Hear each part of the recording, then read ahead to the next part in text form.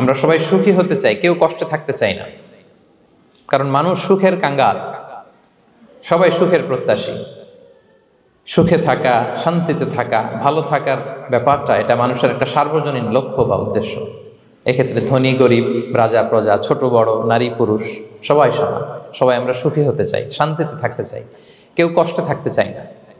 যদিও আমাদের অনেক শিল্পীরা গান গান, আমি কষ্ট পেতে ভালোবাসি, তাই তোমার কাছে ছুটে আসি, বলে না? বলে না? গানে বলে, কিন্তু সেও জীবনে কষ্ট পেতে চায় না। কেউই কষ্ট পেতে চায় না।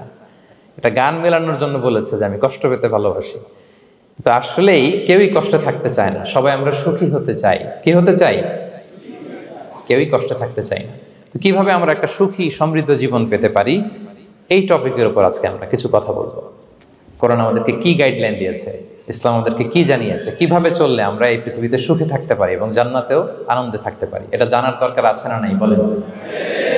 সুখ বিষয়টা এত জরুরি, এত গুরুত্বপূর্ণ যে ইউনাইটেড নেশনের জেনারেল অ্যাসেম্বলি প্রতি বছর মার্চের 20 তারিখকে দ্য ইন্টারন্যাশনাল হ্যাপিনেস ডে হিসেবে ঘোষণা করেছে, মানে আন্তর্জাতিক সুখ দিবস।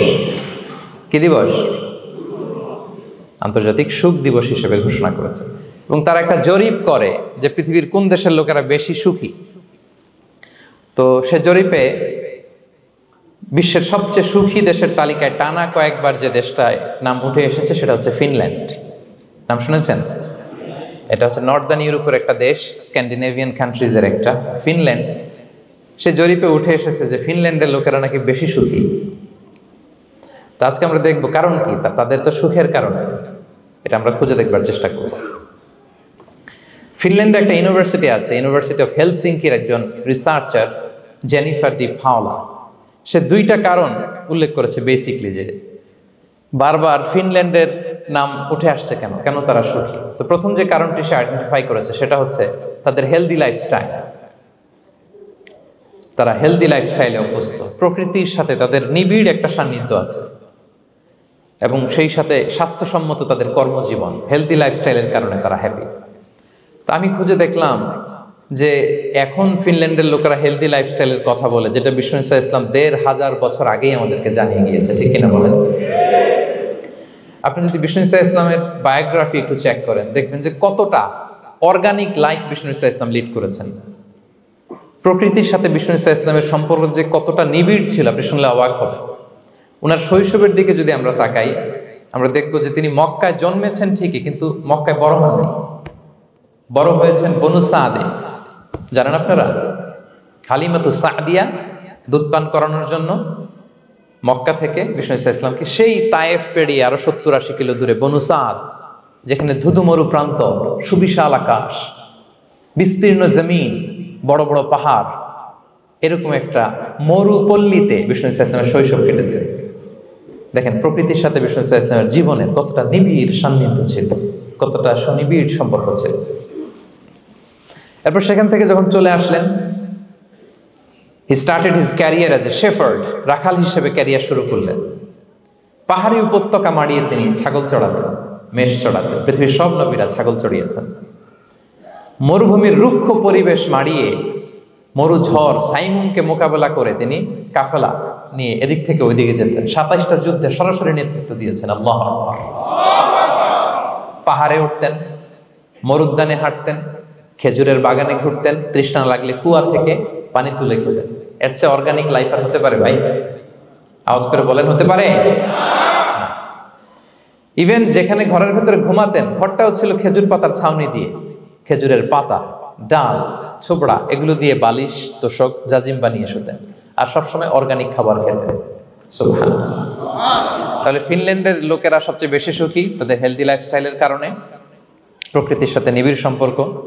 কিন্তু বিষ্ণু ইসলাম এই ঘটনা ঘটার 1500 বছর আগেই জানিয়ে গিয়েছেন যে হেলদি লাইফস্টাইলের কোনো বিকল্প নেই। পুরো লাইফটাই ছিল ওনার হেলদি, অর্গানিক। সুবহানাল্লাহ। জেনিফার ডি পাওলা দ্বিতীয় যে কারণটি উল্লেখ করেছেন যে ফিনল্যান্ডের লোকেরা এত সুখী কেন, সে বলেছে যে তারা টেনশন ফ্রি লাইফস্টাইলে অভ্যস্ত। কোনো পরিস্থিতিতে উদ্বিগ্ন হতে চায় না, যে কোনো সিচুয়েশন ঠান্ডা মাথায় ডিল করে। বিষ্ণু ইসলামের বায়োগ্রাফির দিকে তাকান, তিনিও তাই করেছেন সারা জীবন। সুবহানাল্লাহ।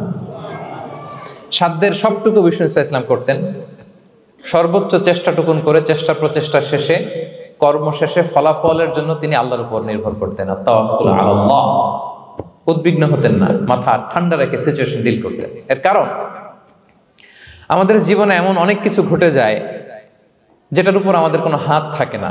তো যেটার উপর আমার নিয়ন্ত্রণ নাই সেটা নিয়ে আমি উদ্বিগ্ন হয়ে লাভ আছে? কথা বলেন, উদ্বিগ্ন হয়ে লাভ আছে? জীবন আপনাকে অনেক কিছু দিবে, আবার কেড়ে নিবে। আল্লাহ এভাবেই পৃথিবীটাকে সাজিয়েছেন।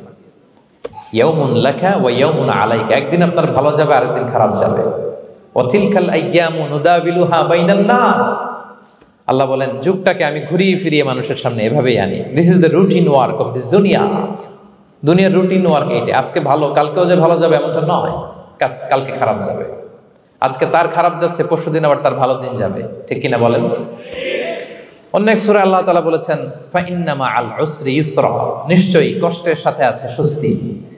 আজীবন মানুষ কষ্টে থাকে না, দুঃখের পরে থাকে সুখ। দুঃখের পরে কি থাকে? সুখ থাকে। এজন্য উদ্বিগ্ন হওয়া যাবে না। বিষ্ণু ইসলামের জীবনী থেকেও আমরা এটাই শিখি, উদ্বিগ্ন হওয়া যাবে না। তিনি বলতেন ওয়া আলাম আন্নামা আসাবাকা লাম ইয়াকুন লিয়ুখতিআক ওয়া মা আখতাআকা লাম ইয়াকুন লিয়ুসিবাক রুফিআতিল আকলাম ওয়া জাফফাতিস সুহুফ। ওনার কাজিন আব্দুল্লাহকে ডেকে বললেন, আব্দুল্লাহ, যেটা তুমি পাওয়ার সেটা তুমিই পাবা, কোনোদিন মিস হবে না। এটা তোমার, যেটা তোমার হওয়ার কথা ছিল এটা তুমি পাবাই, এটা মিস হবে না। আর যেটা তোমার নাসিবে নাই, যেটা তুমি পাবা না, গোটা বিশ্বের সব ক্ষমতাকে হাতের মুঠোয় আনলেও সেটার দেখা তুমি পাবে না। তো এই জন্য উদ্বিগ্ন হয়ে লাভ আছে বলেন না। আমরা আমাদের সর্বোচ্চ চেষ্টাটুকুন করব, তারপর ফলাফলের জন্য আমরা ভরসা রাখবো, নির্ভর করবো একজন সত্তার উপর। আওয়াজ করে বলেন তো, তিনি কে? আমরা আল্লাহর উপর ভরসা রাখবো। তাহলে ফিনল্যান্ডের লোকেরা এই যে হ্যাপি হয়ে খুব বেশি খুশি, এত বেশি খুশি হওয়ার কিছু নাই। এগুলো আগে থেকে আমরা জানি, কি বলেন? জানি না আমরা? জাস্ট একটু প্র্যাকটিস করে নিজের জীবনের সাথে মানিয়ে নিতে হবে। সম্মানিত সুধী, আপনি যদি কোরআনকে জিজ্ঞেস করেন যে what is the Quranic formula of happy life, সুখে শান্তিতে থাকার জন্য কোরআনিক ফর্মুলাটা কি, কিভাবে আমরা সুখী সমৃদ্ধ জীবন পেতে পারি, কোরআন আপনাকে দুইটা জিনিসের কথা বলে। নাম্বার 1 হচ্ছে ফেইথ, নাম্বার 2 হচ্ছে গুড ডিড।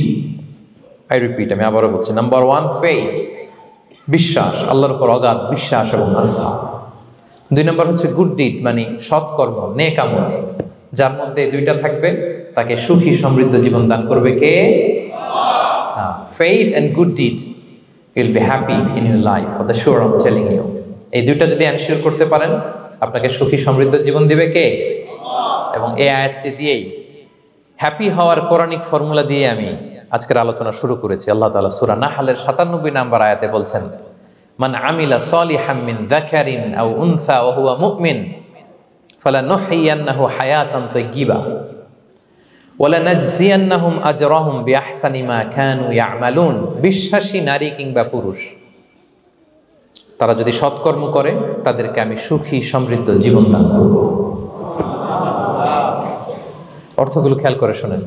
আল্লাহর কথায় কোনো ফাঁকফোকর থাকে না, আল্লাহর কথায়, নবীর কথায় ফাঁকফোকর থাকে না। আল্লাহ তাআলা বলছেন বিশ্বাসী নারী কিংবা পুরুষ তারা যদি নেক কাজ করে, সৎকর্ম সম্পাদন করে, তাহলে তাদেরকে আমি সুখী সমৃদ্ধ জীবন দান করব। তাহলে আমরা যদি আল্লাহ বিশ্বাস করি, আল্লাহর উপর বিশ্বাস আস্থা থাকে এবং সৎকর্ম সম্পাদন করি পৃথিবীতে, তাহলে আমরা সুখী এবং সমৃদ্ধ জীবন লাভে ধন্য হব প্রিয় ভাইরা। তবে একটা জিনিস আমাদের মাথায় রাখতে হবে আলোচনার শুরুতেই, সেটা হচ্ছে এই যে হ্যাপিনেস বা সুখ, এই পৃথিবীতে যে সুখ, happiness in this worldly life, in this দুনিয়া is impermanent, it's temporary. পৃথিবীর সুখটা এটা পার্মানেন্ট না, এটা অস্থায়ী, টেম্পোরারি। পার্মানেন্ট সুখ দেয়া হবে জান্নাতে। আওয়াজ করে বলেন কোথায়?